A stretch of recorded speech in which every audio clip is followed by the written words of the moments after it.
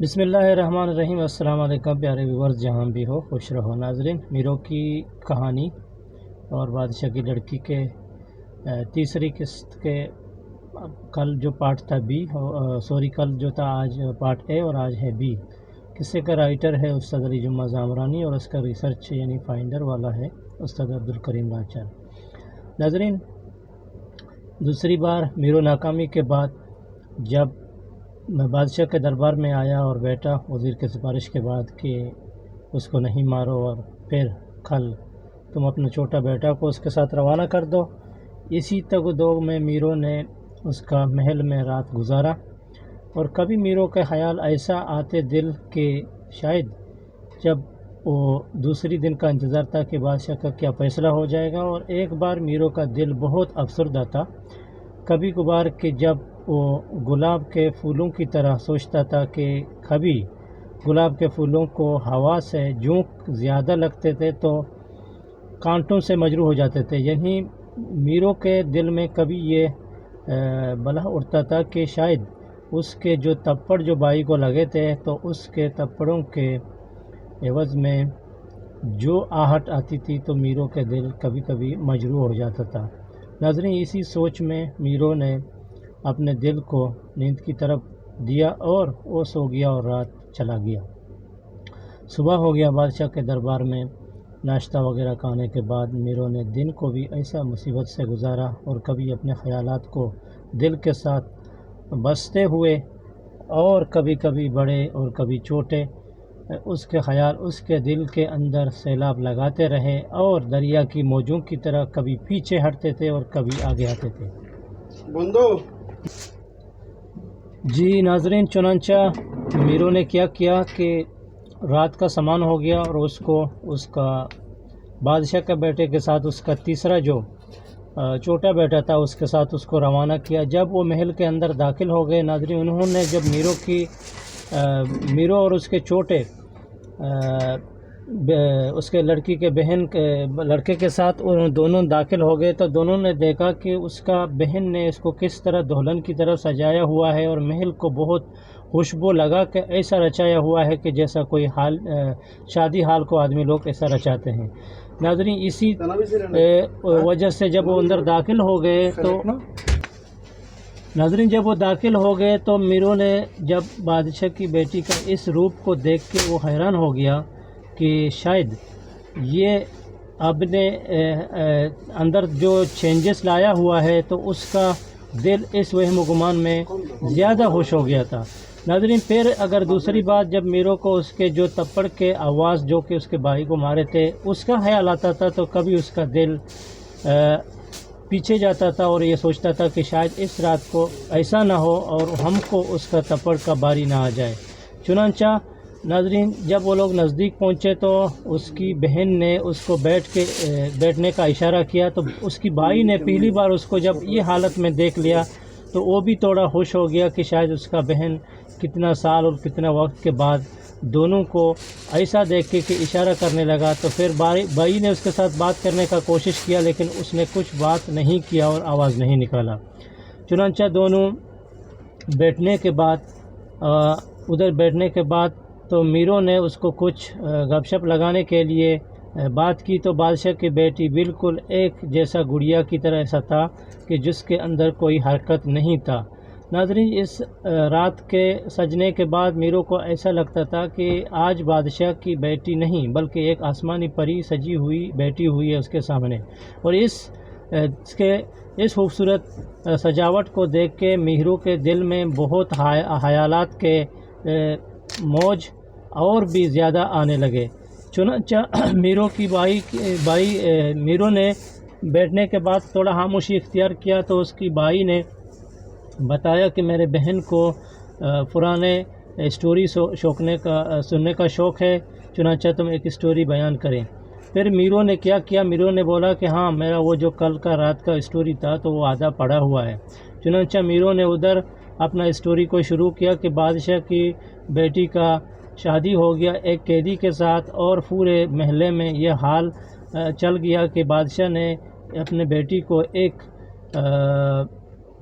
قیدی کو دیا ہوا ہے، اور وہ لوگ حیران ہو گیا۔ چنانچہ دوسرے علاقے کے بادشاہ تک یہ بات پھیل گیا، اور انہوں نے اپنا اس کا بھی ایک بیٹی تھا، تو چنانچہ انہوں نے کیا کیا کہ وہ اس کے ساتھ ادھر آیا ملنے کے لیے، اور بادشاہ کو بہت ڈانٹا کہ کیا تم کو کوئی دوسرا آدمی نہیں ملا اپنے بیٹی کو دینے کے لیے؟ آپ نے تو اپنے بیٹی کو ایک قیدی میں دے دیا۔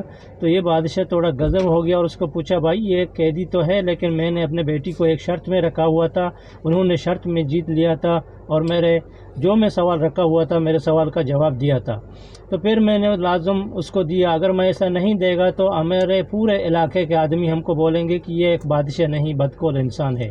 چنانچہ اس کے لیے میں نے اپنے داماد کو چن لیا، اور میرے دیکھنے میں میرا داماد بہت دانا اور عقل مند انسان ہے، اس کے لیے میں نے چن لیا۔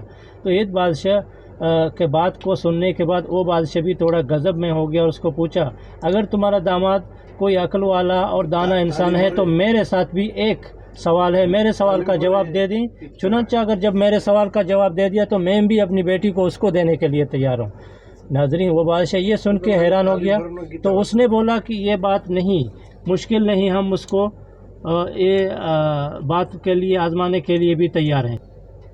پھر ناظرین، بادشاہ نے بولا، چلو تم اپنا سوال رکھو، میں آدمی لوگوں کو بلایا، اگر کسی نے جواب دیا تو آپ کے بیٹی کو جیت جائیں گے، اگر نہیں دیا تو آخر میں ہمارا داماد کا نمبر آئے گا، چلو مشکل نہیں، ہم اس کو بلا دیں گے۔ ناظرین، چنانچہ بادشاہ نے ایسا کیا۔ اس بادشاہ نے پورے علاقے لوگوں کو آرڈر دیا کہ اس کے محل میں آئیں اور حاضر ہو جائیں۔ چنانچہ بادشاہ کی حکم کی تعمیل ہو گئی، اور سب علاقے کے لوگ، فقیر، غریب، چرواہے اور کسان، سب لوگ اس کے دربار میں حاضر ہو گئے۔ چنانچہ وہ بادشاہ کو بولا کہ اب تم اپنا سوال نکالو اور سوال کرو۔ ناظرین، اس بادشاہ نے اپنے جیب سے ایک بڑا لمبا لکڑی نکالا اور دیوان میں چڑکا دے دیا، اور سب لوگوں کو بولا کہ ہمارے ہاتھ میں ایک لکڑی ہے، سب لوگ ایک ایک باری میں آئیں اور اس کا جواب دیں کہ اس کا سر کون سا ہے، اور اس کا دم یعنی کون سا ہے، اس کا نیچے کا سائڈ کون سا اور اوپر کا سائڈ کون سا۔ ناظرین، سب آدمی ایک ایک باری میں اس سوال کو بولتے، اور کوئی آدمی اس نتیجے تک نہیں پہنچا کہ اس کو ثابت کر دے کہ یہ اس کا سر ہے اور یہ اس کا دم ہے۔ ناظرین، سب آدمی ناکامی کے بعد واپس چلے گئے، تو بادشاہ کے ساتھ اور دوسرا کوئی راستہ نہیں بچا۔ چنانچہ انہوں نے بولا کہ اب نے تم دانا اور قیدی بادشاہ کو بلائیں کہ میرے سوال کا جواب دیں۔ تو چنانچہ اس بادشاہ نے اپنے وزیر کو بولا کہ جاؤ میرے داماد کو بولو کہ ابھی تم دولن کی نیند سے اٹھو اور جلدی آ جاؤ، ادھر بادشاہ تکلیف میں پھنسا ہوا ہے۔ چنانچہ اس کو جلدی میں بلایا، اور وہ اس کا محل میں حاضر ہو گیا۔ تو ادھر حاضر ہو گیا، تو یہ ناظرین قیدی تھا، اس کو کیا معلوم ہے کہ یہ سوال کا جواب کیا دینا چاہیے۔ انہوں نے ادھر تھوڑا بادشاہی روپ میں آ کے بیٹھ گیا۔ تو اس بادشاہ نے بولا کہ میرے ساتھ ایک سوال ہے، اس لکڑی کو ہم لوگ کو بتانا ہے کہ یہ کون سا اس کا سر ہے اور یہ کون سا اس کا دم ہے، ایسا نہیں، اس کو ثابت کر کے دکھانا بھی چاہیے۔ چنانچہ وہ تھوڑا دیکھ کے حیران ہو گیا۔ تو پھر دوسرا اس کا جو بادشاہ تاکہ اس کے ساتھ اس کا بیٹی کا شادی ہو گیا تھا، تو وہ بادشاہ نے بولا، اگر تم آج اس آدمی کے سوال کا جواب نہیں دیا تو میں کل تمہارا سر بھی قلم کر کے اپنے چوراہے میں لٹکا دوں گا، تم میرے بیٹی کا بھی لائق نہیں ہے، تم ایک پھر نالائق انسان ہے۔ تو چنانچہ وہ آدمی ابھی بہت مصیبت اور مشکل میں پھنس گیا، وہ کیا کرے گا۔ چنانچہ انہوں نے بولا کہ چلو ٹھیک ہے، میں آپ کے سوال کا جواب دوں گا، لیکن آپ لوگ میرے کو 1 دن کا مہلت دیں۔ چنانچہ انہوں نے 1 دن کا مہلت مانگ کے ادھر سے بادشاہ کے دربار سے اٹھ کے سیدھا اپنے گھر میں آیا۔ چنانچہ گھر میں آیا، اس کے بیوی نے اس کو دیکھ کے وہ بہت پریشان لگتا ہے۔ تو چنانچہ بیوی کا دل نے سوچا کہ ہمارے ہسبینڈ کو کیا ہو گیا کہ آج اس کا موڈ ایسا اتنا ضدی اور خراب لگتا ہے۔ چنانچہ انہوں نے اس کے دل کا بات راز جاننے کے لیے پوچھا۔ تو انہوں نے تھوڑا غصے میں جواب دیا، کیا یار میں کریں، تمہارا باپ نے میرے اوپر ایک اور مصیبت اور مشکل برپا کیا ہوا ہے۔ انہوں نے بولا، میری جان کیا ہو گیا تم کو، تم اس کے لیے غصہ کر رہے ہو؟ تو اس نے بولا کہ میں کیا کروں کہ میرے کو کچھ معلوم نہیں ہے، اس نے میرے کو ایک مصیبت میں پھنسا دیا، ہمارا کو دوسرا، میں تم کو جیتنے کے بعد اسے دوسرا علاقے کے بادشاہ کے بلا کے اس کا بیٹی کو میرے کو جیتنے کے لیے بول رہا ہے، اس کے ساتھ ایک لکڑی ہے، وہ لکڑی کا سر کون سا ہے، اس کا دم کون سا ہے، میرے کو پتہ نہیں چلتا ہے۔ تو چنانچہ اس کی بیوی نے اس کو بولا، میری جان اس کے لیے تم کو کچھ پریشان ہونے کی ضرورت نہیں ہے، کل انشاءاللہ تم اس بادشاہ کے بھی لڑکی کو جیتیں گے اور رکھ دیں گے۔ چنانچہ وہ بھی اپنے ہم سفر کا اس بات کو سن کے اس کا دل اور بھی پیار سے لبریز ہو گیا، اور دونوں رات کو پھر اچھے اور آرام کی نیند میں سو گئے۔ چنانچہ صبح ہو گیا، وہ بادشاہ کی دربار میں حاضر ہو گیا۔ ناظرین، بادشاہ کی دربار میں حاضر ہونے کے بعد سب لوگوں کو بلایا اور اس کو بھی بلایا جو کہ بادشاہ کے عقل مند انسان اور دانا داماد تھا۔ چنانچہ وہ سائڈ میں بیٹھ گیا اور بادشاہ کو حکم دیا کہ چلو اب آپ اپنا سوال کریں۔ تو بادشاہ نے اپنے جیب سے لکڑی نکال کے لایا اور بولا کہ یہ لکڑی ہے، اس کو ثابت کریں کہ یہ کون سا اس کا سر ہے اور کون سا اس کا دم ہے۔ تو اس بادشاہ کے داماد نے اس کو کیا بولا، چلو چلتے ہیں تالاب کے ساتھ اور ادھر فیصلہ کرتے ہیں کہ لکڑی کا سر کون سا اور دم کون سا۔ جی ناظرین، ابھی کیا ہو گیا کہ وہ لوگ تالاب کے ساتھ چلے گئے اور وہاں انہوں نے اس کا بادشاہ کو بولا کہ آپ اپنے لکڑی کو تالاب کے پانی کے اندر چھوڑ دیں۔ چنانچہ وہ بادشاہ نے اپنے ہاتھ سے لکڑی کو تالاب کے اندر چھوڑ دیا۔ تو وہ آدمی نے دیکھا اور اس کو اشارہ کیا کہ جو یہ لکڑی کا سر سب سے پہلے تالاب کے اوپر آ گیا یہ اس کا سر ہے، اور جو اس کا بعد میں جو پانی کے ساتھ ہے وہ اس کا دم ہے۔ تو سب آدمیوں نے تالی بجا کے حیران ہو گیا اس کا عقل مندی کو، اور پھر وہ بادشاہ نے اعلان کیا کہ آج کے بعد میں ہم آپ کا شادی اپنے لڑکی کے ساتھ یعنی بیٹی کے ساتھ رچاؤں گا اور تم میرا بھی داماد ہے۔ چنانچہ اس بھی بیٹی کو اس نے شادی رچایا اور دونوں شہزادیوں کے ساتھ اس کا زندگی اچھے اور خوبصورتی کے ساتھ گزرنے لگا۔ چنانچہ ناظرین 10-15 دن گزرنے کے بعد دونوں شہزادی یعنی دونوں سوکنوں نے کیا سوچا کہ ابھی اس کا گھر کیسا ہے، یا کہ وہ کون سا گھرانے میں ہے اور کون سا نسب اور کون سا نسل میں ہے۔ چنانچہ دونوں بیویوں نے آپس میں یہ فیصلہ کیا کہ ہم اپنے شوہر کا نسب معلوم کریں گے۔ چنانچہ انہوں نے اس کو سامنے پوچھنے سے سوچا کہ شاید وہ اس کا جواب نہ دے، تو پھر کیا تو دوسری شہزادی نے بولا کہ ہم اپنے ہسبینڈ کو ضرور اس بار آزما کے دیکھیں گے اور معلوم کریں گے۔ چنانچہ انہوں نے کیا کہ بولا کہ چلو ہم باہر چلتے ہیں۔ چنانچہ وہ بازار گھومنے گیا۔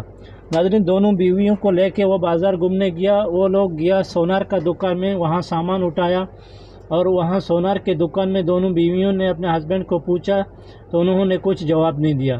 اس کے آگے ناظرین وہ لوگ بادشاہ کے باغات میں گئے اور باغ میں گھومے اور بہت پھلوں اور بہت میووں کے ساتھ انہوں نے سوال جواب کیا، لیکن دونوں بیویوں کا جواب انہوں نے کچھ بھی نہیں دیا اور خاموشی کے ساتھ دونوں باغ میں چلتے رہے۔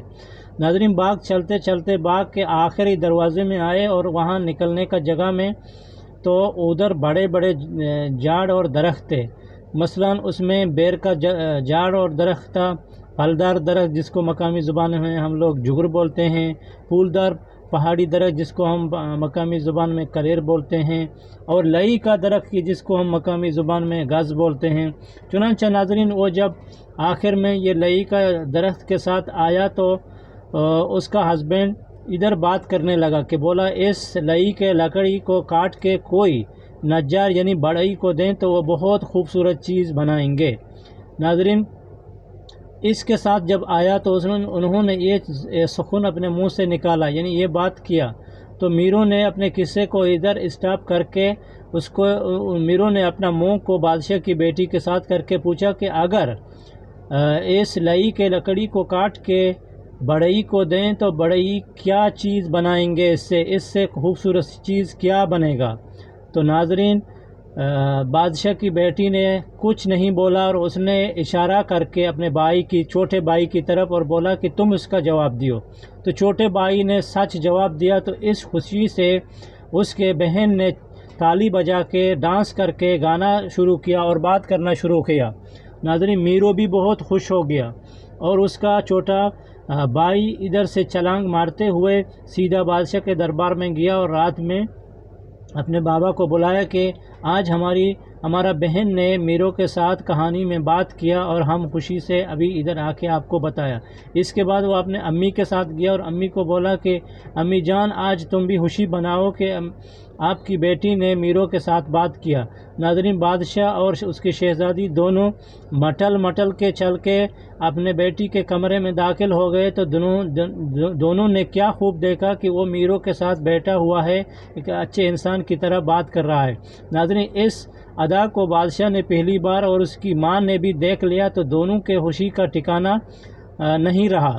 چنانچہ انہوں نے صبح ہوتے ہی پورے دربار کے لوگوں کو بلایا اور میرو کے ساتھ اس کا شادی رچا دیا۔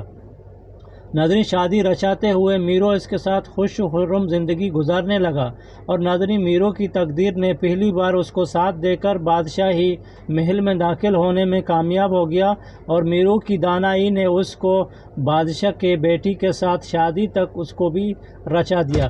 ناظرین ادھر تو میرو کا ادھر تو میرو کا چانس اتنا خوبصورت ہو گیا کہ بادشاہ نے حکم دیا کہ میرو کے لیے ایک نیا محل بنائیں۔ چنانچہ میرو کے لیے ناظرین ایک نیا محل بنایا۔ اس کے محل کے اندر ناظرین بادشاہ نے حکم دیا کہ 300 نوکر رکھیں۔ انہوں نے 300 نوکر رکھے اور 300 اس کے لیے خادم بھی رکھے۔ سب آدمی کا جوڑا بھی انہوں نے بنا کے میرو کو دیا، اور ناظرین میرو ادھر خوش خرم زندگی گزارنے لگا، اور ہر رات میرو بادشاہ کی بیٹی کو خوش کرنے کے لیے ایک نیا انداز کے ساتھ اور ایک نیا ادا کے ساتھ ایک نیا اسٹوری لاتا رہا۔ ناظرین ویٹ کیجئے کہ کل میرو اپنے خوبصورت بیوی کے ساتھ کیا اور اچھا اور نیا اسٹوری کرے گا۔ وہ اسٹوری کو میں بھی آپ لوگ کو پارٹ میں بتاؤں گا۔ اگلے اسٹوری تک ہم لوگ کو بھی دیں اجازت، بنے رہیں اور دیکھتے رہیں ڈیلی ہم سفر کو۔ اللہ حافظ، ٹیک کیئر۔